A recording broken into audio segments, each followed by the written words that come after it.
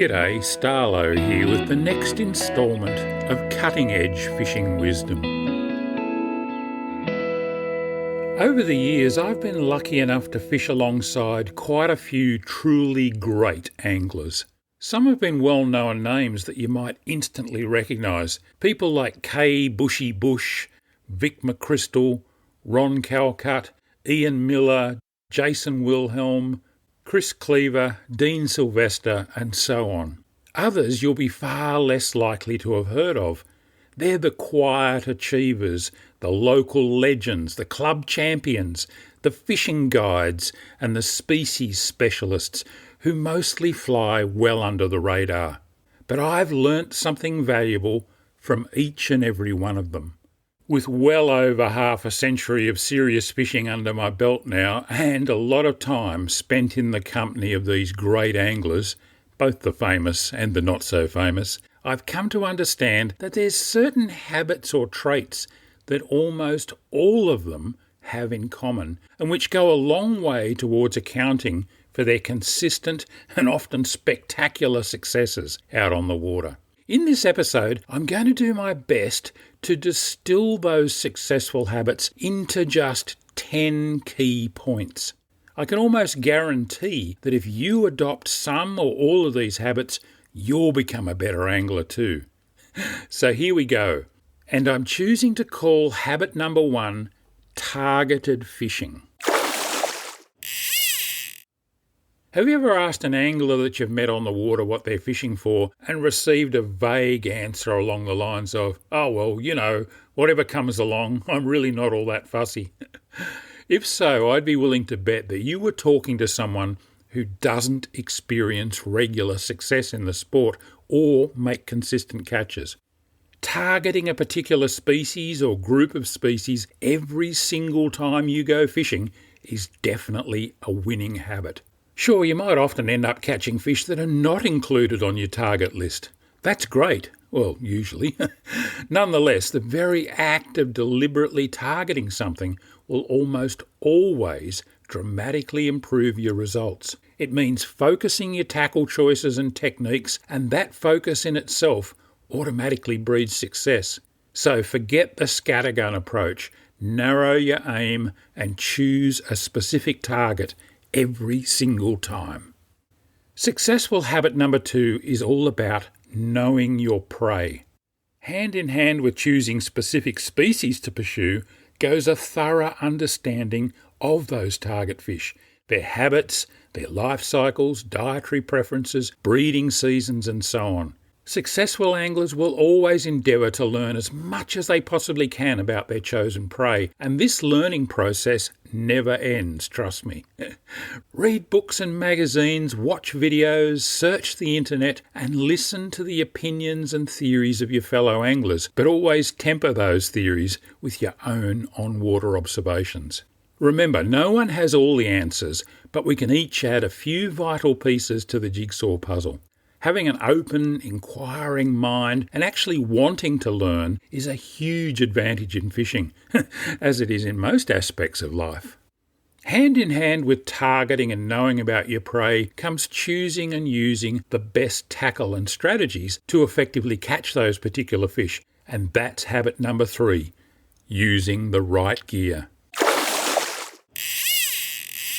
This means not overgunning or undergunning to a ridiculous extent, but instead matching your tackle strength and power to the average size of the target species. It also means choosing gear that will perform well and not let you down in the heat of battle. Now, that doesn't necessarily mean buying the most expensive gear on the market either, but it certainly entails selecting quality equipment that's fit for purpose and then maintaining it well. Your fishing tackle collection represents the tools of your particular trade. Great tools don't necessarily make great craftsmen, but great craftsmen deserve and know how to use good gear, and they'll always perform at their very best if they have access to it. So don't cut corners when it comes to tackle selection.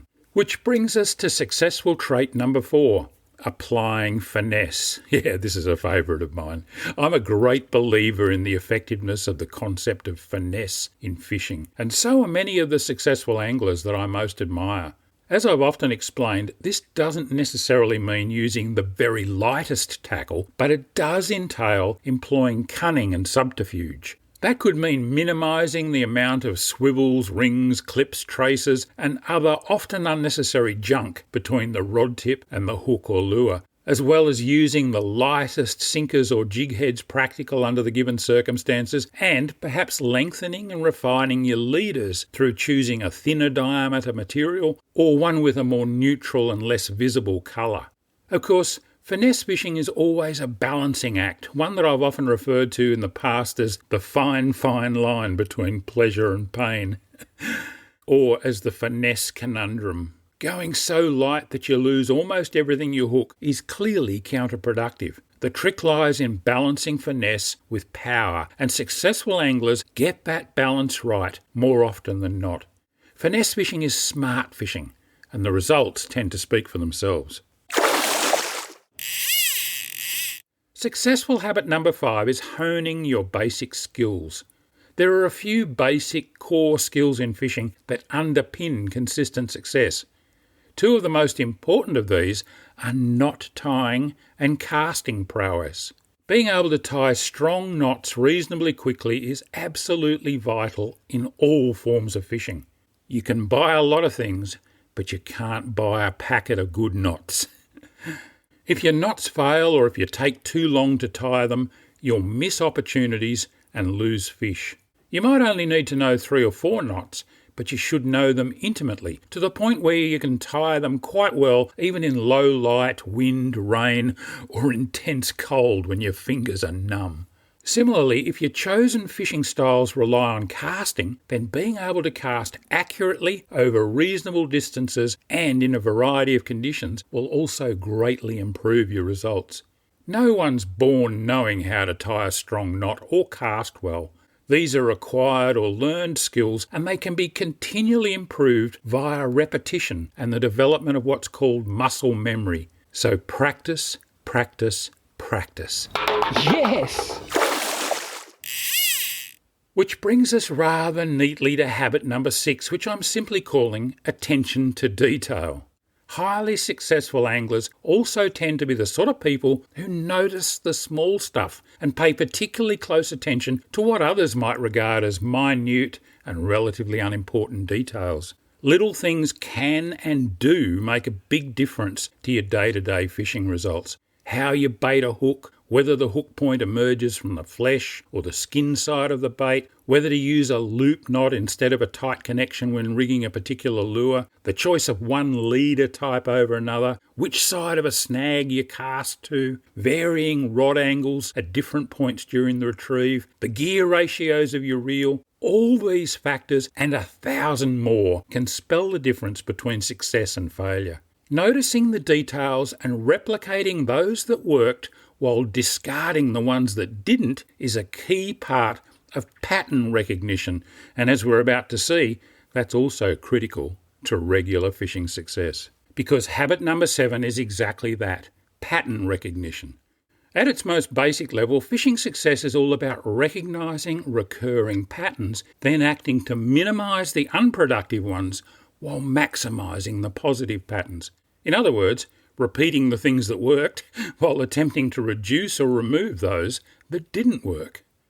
These recurring patterns include time of year, state of the tide, water temperature and clarity, the weather, the bait or lure that you used, and many, many other factors. It can all be rather confusing, and anglers' memories are notoriously fickle, selective and unreliable, meaning that it can be extremely useful to develop various tools that help to sort, record and define the patterns, which brings us rather neatly to the next key habit, keeping a diary. One of the very best tools for recognising both successful and unsuccessful patterns in your day-to-day fishing is a well-maintained diary or logbook. The more detailed the information you record in this diary, the greater its usefulness. In particular, it's at least as important to record the blank sessions as it is to chronicle those red letter days when it all came together and you caught heaps of fish. Make a note of the water conditions, the tides, the moon phases, the weather, and as many other variables as possible every single time you fish, as well as what you caught and the baits, lures or flies that you used. Refer back to these records regularly and you'll soon begin to identify the patterns that led to success and to avoid the ones that didn't. I'll let you in on a little secret here. I don't follow this particular rule, and maybe that's just one reason why I'll never be a truly great angler myself. Look, I've tried at various times through my fishing career to keep a logbook, but I'm just not disciplined enough to do it. I rely instead on the digital date stamps and metadata on my thousands upon thousands of fishing photos to serve as a sort of de facto diary, and I do regularly refer to this information. But it's not as useful as a proper logbook. It doesn't always record the prevailing conditions, and it also fails to capture the unsuccessful sessions, because I tend not to take photos of those. For those reasons, it's nowhere near as good as a proper logbook. Truth is, if I had my fishing life over again, this is one rule I'd definitely adopt. Keep accurate records. Successful habit number 9 involves building a trusted network. One of the most valuable tools available to anyone who fishes regularly is a trustworthy network or brains trust. A group of friends, mentors and acquaintances you can rely upon for honest feedback, solid information and also to use as a sounding board for your own ideas and theories. Whatever you do, don't confuse the constant babble of noise emanating from modern social media with a trusted network. Sure, you can unearth some absolute gems of wisdom from Facebook, Instagram or YouTube at times, but there's also a lot of misinformation and rubbish on there. Take everything that you read on a public platform or forum with a hefty grain of salt and keep your BS filter sharply tuned at all times. Finally, remember that any worthwhile network is very much a two-way street. Sharing information with trusted friends is also vital. If you're a human sponge who simply soaks up everyone else's knowledge but gives little or nothing back, you'll soon find that the flow of wisdom dries up. Remember the pithy slogan of the highly successful ABT tournament circuit, "Who shares wins," which also brings us rather neatly to the 10th and final habit for fishing success, having a touch of humility and keeping it real. Even the very best anglers know that they can't always be successful. Dud days happen no matter how good you are, or think you are. Most of the finest, most successful anglers I've ever met understand this, and they're all relatively humble people. Look, there's nothing wrong with a bit of self-confidence, but those individuals who loudly blow their own trumpets or regularly make outrageous claims about their skill levels and catch rates are usually compensating for something. Let your results speak for themselves. Truly successful fishers don't need to talk their efforts up.